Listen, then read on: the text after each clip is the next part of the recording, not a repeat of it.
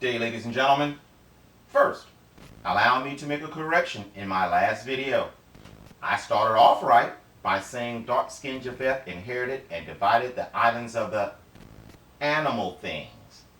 But for some reason, I kept saying Ham seed were in the islands of Greece and such. Same exact result in spirit, but incorrect in letter. My bad. Saying that, today's video is the second segment of our third theory. Guess what? Comes to find out, the known world, including its inhabitants and their current geographical locations, did not look anything like it does today only 2,000 years ago. First, the geographical part of the equation.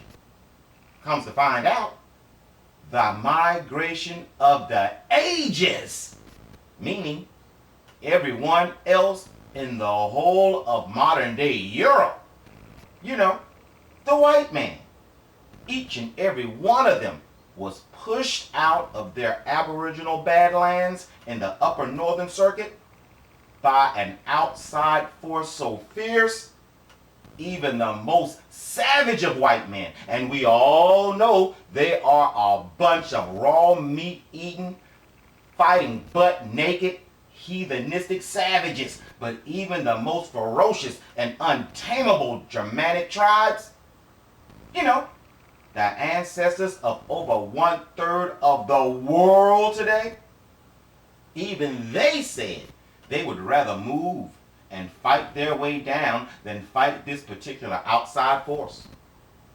This initial invasion of the outside force started a chain reaction of events the world, for obvious reasons, does not talk about and would love for it to just go away. Let me explain. According to Wikipedia, under migration period, in the viewpoints, quote, historians have postulated, which is suggest or assume the existence, fact, or truth of something as a basis for reasoning, discussion, or belief. Historians have postulated several explanations for the appearance of barbarians on the Roman frontier. Weathering crops, population pressure, a primeval urge to push into the Mediterranean, or the domino effect of the Huns falling upon the Goths, who in turn pushed other Germanic tribes before them. Entire barbarian tribes or nations flooded into Roman provinces, ending classical urbanism and beginning new types of rural settlements. Example. Wow! Did you hear that? Amazing! And we can also say, beginning a new life within Adam's seed, unknown to the modern world today. Just like a tear. You don't believe me, do you? Let's use the process of elimination to pinpoint the cause of those whose names are not written within our holy book, who yet again, all at once, mingle themselves with the sons of man. Perceptual context. The reason I keep saying Germanic tribes to describe the almost humans is because through their own words steeped in mystic lore, the Germanic tribes seeded Iceland, Norway, Finland, Sweden, Russia, etc. The barbarians. So as you can see, it's easier to just call them Jerrys. Now is their lore, horned helmets, Vikings, Norsemen, demigods, dragons, Ragnarok, starting to make sense to you? Let's see if wishing upon that shooting star last night worked for Miss Suzanne. And I'm wrong about why the civilization of the heathens overran their earth circuit and broke age-old boundaries set by my God himself. Why? To ultimately taint everything that was once good. First, We can rule out weather and crops being the reason, because the Germanic tribes came with fresh horses and supplies, etc. You can't fight wars on an empty stomach. We can rule out population pressure because they were living on the open plains and frozen tundras and were pushed into dense populated areas of the Mediterranean. Funny thing, it said they flooded into Roman provinces. And we all know, at that particular time in Rome's history, they ruled the sea line areas in the Mediterranean and Turkey. You know, Asia Minor, Anatolia. Please understand, the only reason Rome went outside of our circuit of the earth into Germania is because the animal things were attacking their outermost borders all the time. Next, we cannot rule out, quote, a primeval urge to push into the Mediterranean, though. Why? Because as we all know, they were given a mandate to subdue. But the next explanation will not only fit the situation like a glove, it will sum up many matters in the process. What I mean is, what we will be reading from this point forward, highly educated historians, not baptized or scribed the common serf, but highly educated historians with letters behind their names and all, are telling us to perceive the information as an outside source pushed the most barbaric tribes known to mankind at the time, pushed them into the Mediterranean bases and Turkey. Are you guys ready to discover this? Oh yeah, be mindful of their perception sorceries. What I mean is, as you will quickly see, the use of synonymous words like Europe and barbarian, etc., are front and center. What I really mean is, when the text says Europe, they are talking unholy talk and with wordplay, projecting the modern boundaries of it.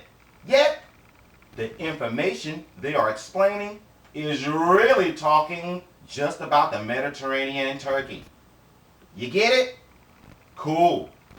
Let's continue to finally find out where this specific genus of wickedus crocodus, evil genius, hatched.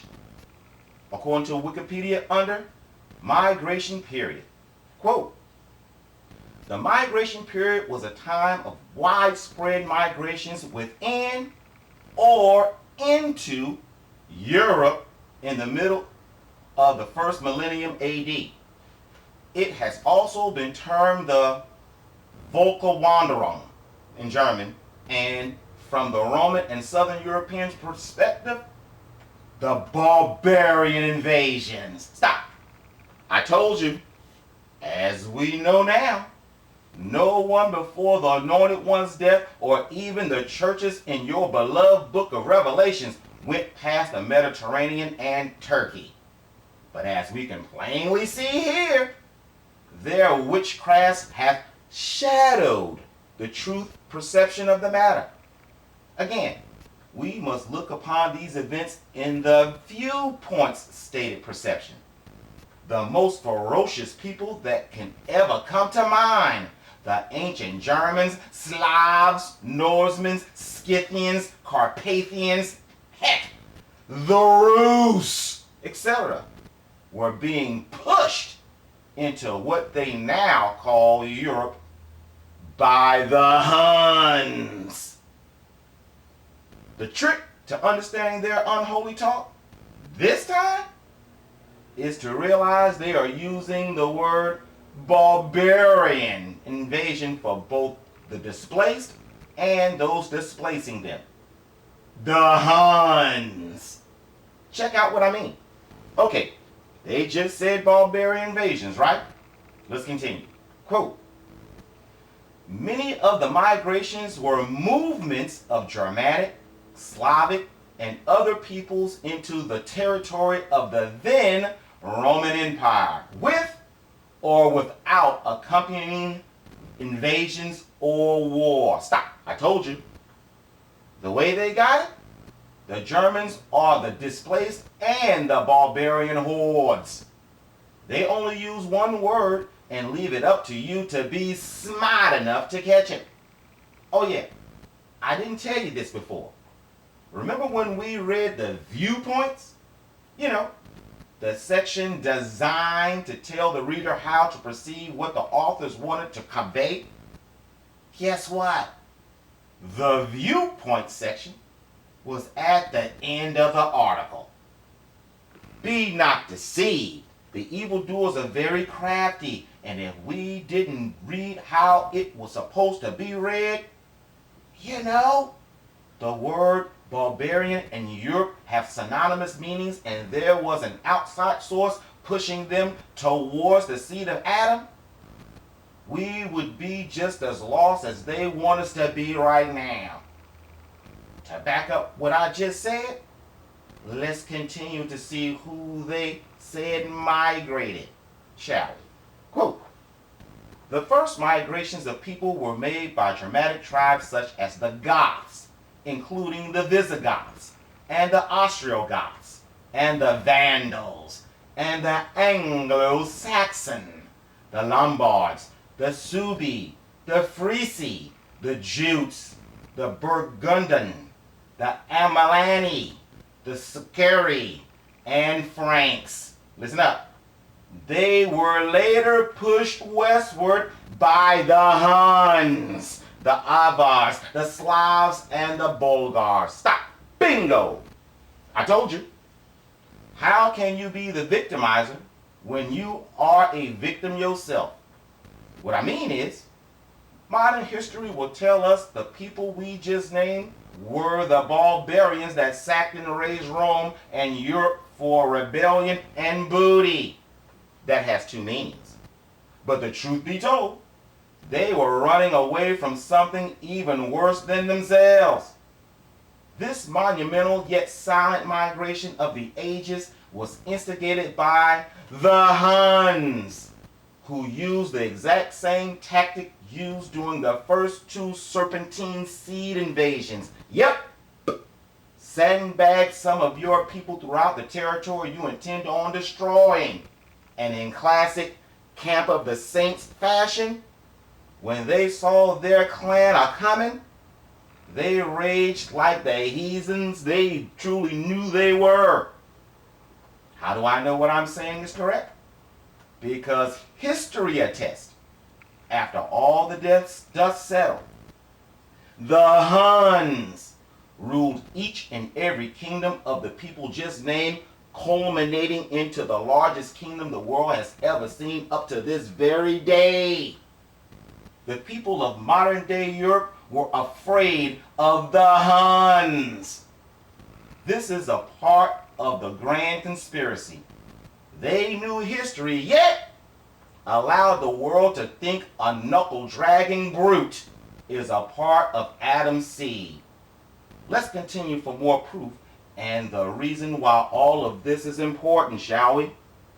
Under first phase, quote, the barbarian invasion may be divided into two phases.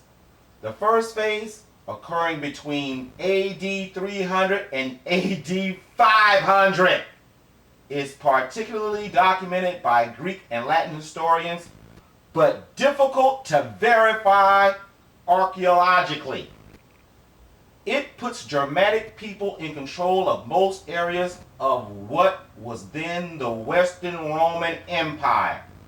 The Thervingi, the Goths, entered Rome's territory after a clash with the Huns in 376. Stop. Bingo! Yet another slip of the history tongue. Yet again we hear the Huns are the reason the Germanic tribes entered the Mediterranean in the first place. The Germans didn't come raising hell at all. No! They came because they had just looked into its eyes and ran like hell from it. How do I know? Think about it geographically for just a minute. The geographical location of Germany can't be Roman controlled yet if the German people are controlling a part of the Roman Empire. They would have said they took back their lands or something like that. Nuh-uh.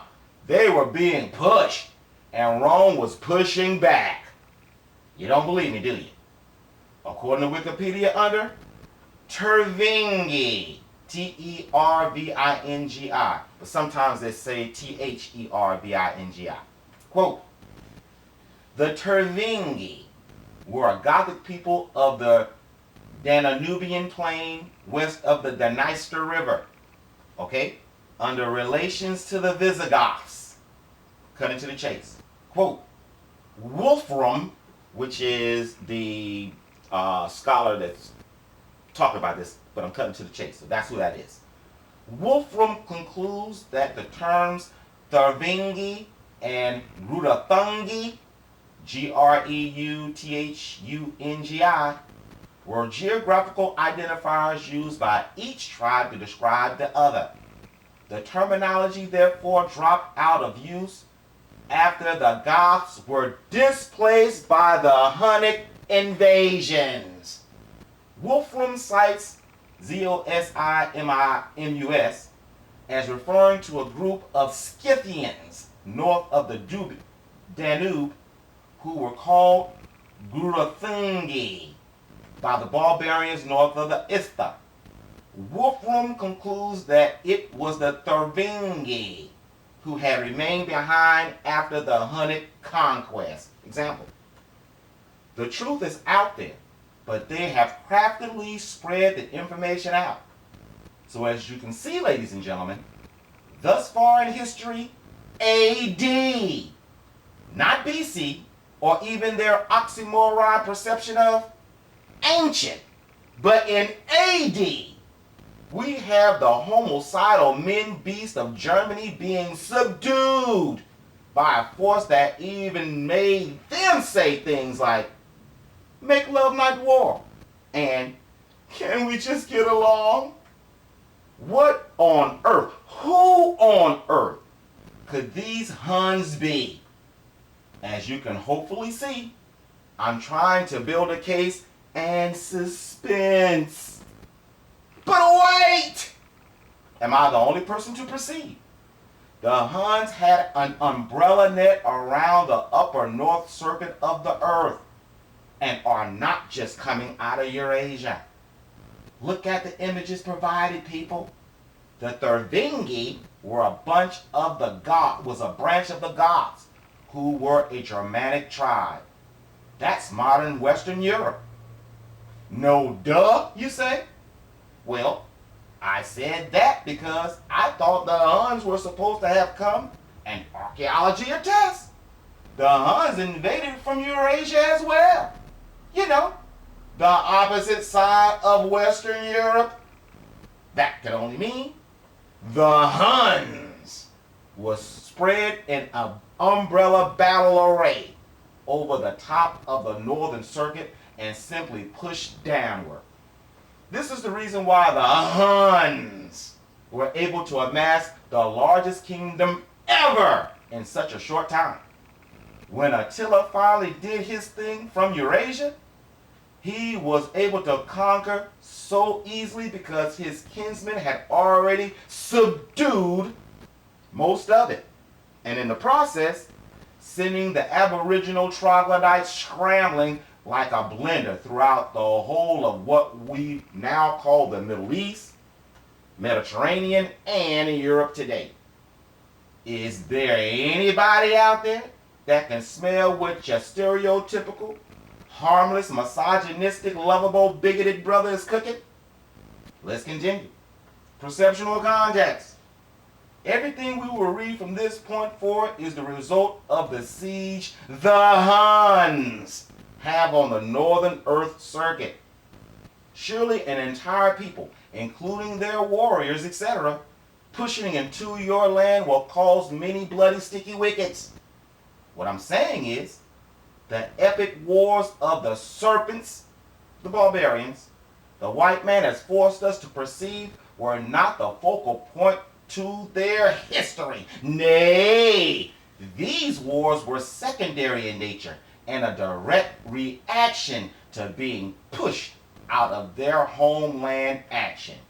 Let's continue, please. Quote, sometimes thereafter in Marcionopolis, the escort of Frigidan, their leader, was killed while meeting with Lupignus. The Thuringi rebelled, and the Visigoths, a group derived either from the Thuringi or Thervingi. I'm thinking about Star Trek.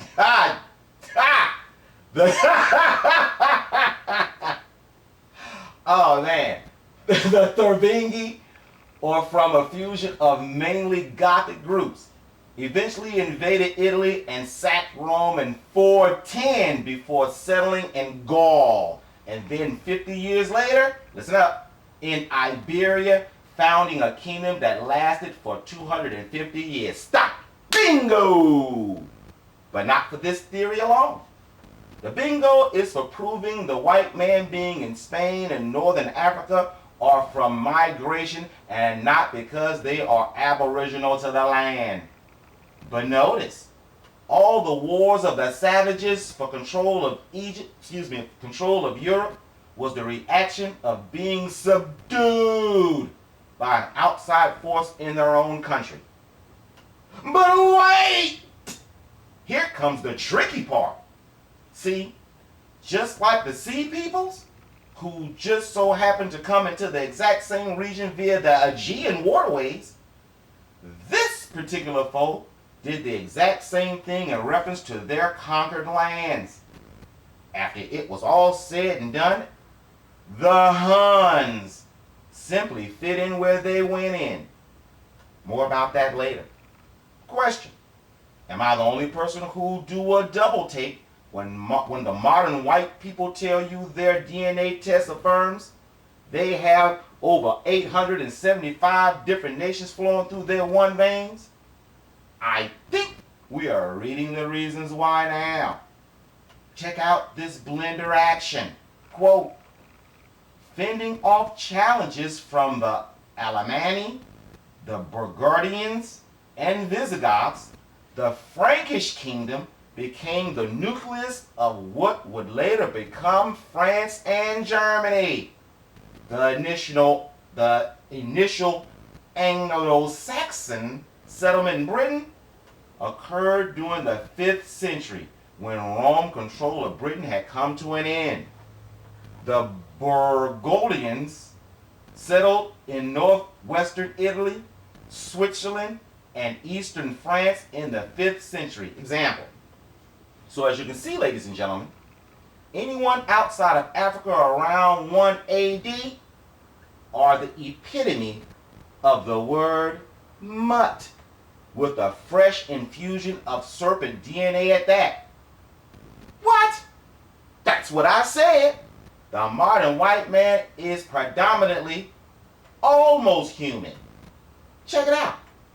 According to Yahoo News, September 17, 2014, under modern Europeans descended from 3 groups. Quote, modern Europeans are descended from 3 major groups of ancient humans, not 2, as was previously thought according to a gene analysis published on Wednesday. Until now, the mainstream theory was that Europeans descended from the early farmers who moved into Europe from the Middle East about 7,500 years ago, and local gatherer hunters they interbred with. Stop.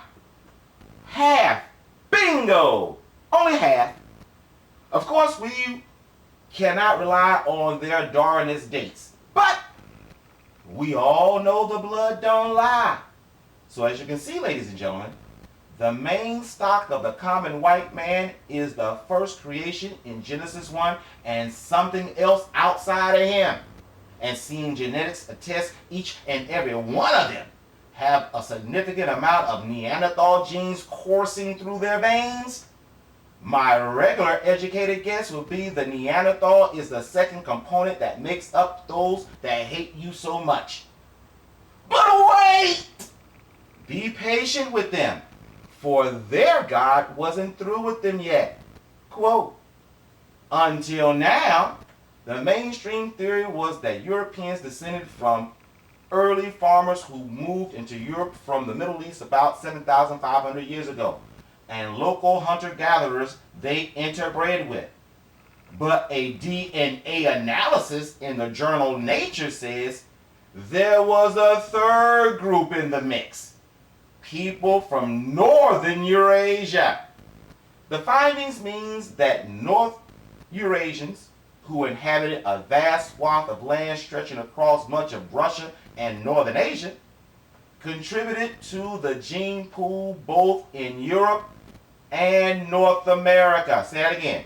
Contributed to the gene pool both in Europe and North America. Stop. Bingo! The other half.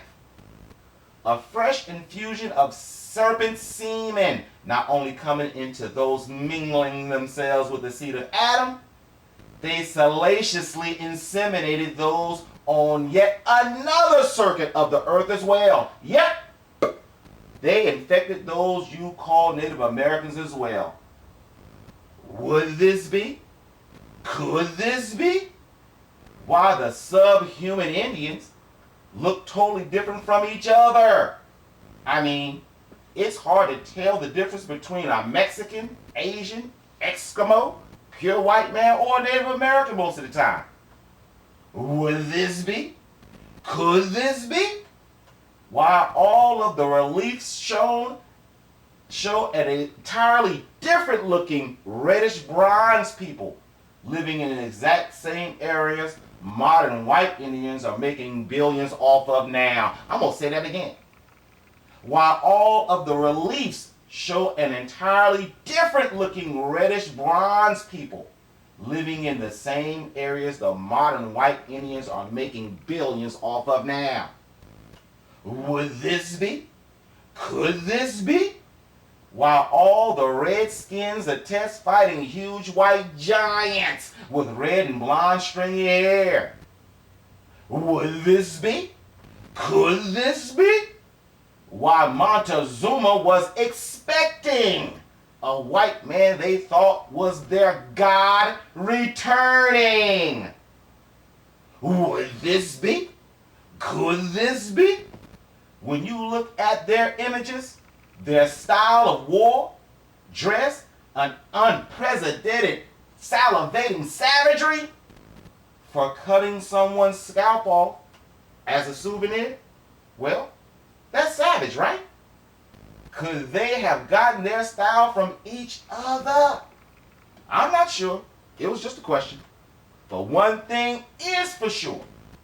Obviously, they were subdued as well. Wait a minute. Would this be? Could this be? Why the trees in the Amazon are so plentiful and tall? Would this be? Could this be? Why there are megalithic monuments that dwarf Stonehenge in girth within those same tall trees in the Amazon. You know, just like Bashan. Don't mind me. It was just a question. I didn't mean nothing by it, and you know I didn't mean nothing by it. But let's continue because I don't think you guys really perceive the true scope of the matter.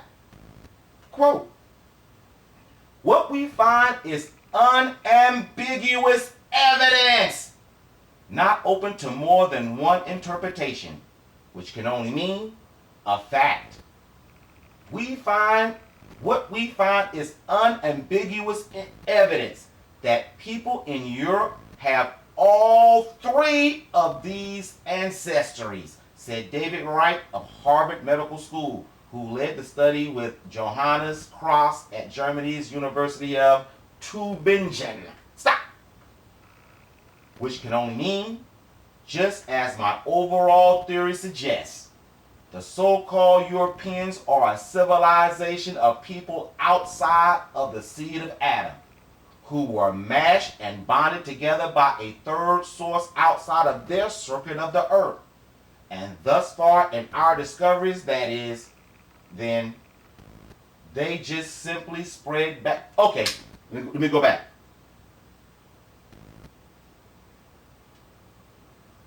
All right. After that, then they just simply spread back out again during the time we were suspiciously, very suspiciously indeed, the time they call the Dark Ages, where all records of the goings-ons were purposely burned in massive church-sanctioned bonfires. Let me stop there. That's pretty interesting. Let me clarify that before we go on. After all of this going down, in this particular time where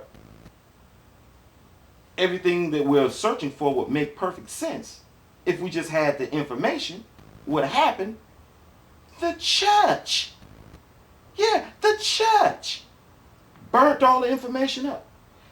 You can't blame it on Alexander the Great this time, with the church burning in Alexandria. No, the church did it. So that's why I'm saying it's very interesting. But let's continue. You still don't believe me, do you? Let's continue, please. Quote, the ancient North Eurasian ancestry is proportionally the smallest component everywhere in Europe, never more than 20%. But we find it in nearly every European group we've studied, and also in the Caucasus and Near East, said Luis something else, one of the Harvard's team. Example, bingo! As I stated before, the whole of the white man was pushed down together by a much smaller group. But there are traces in each and every white man of the smaller group in their DNA. That can only mean the conquerors simply blended in after the conquest of the people.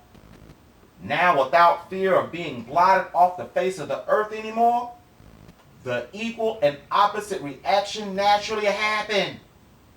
You know, the compressed people simply moved back out to their old country and beyond, infecting the scalp hunting redskins with at least 2 of their new DNA sequences.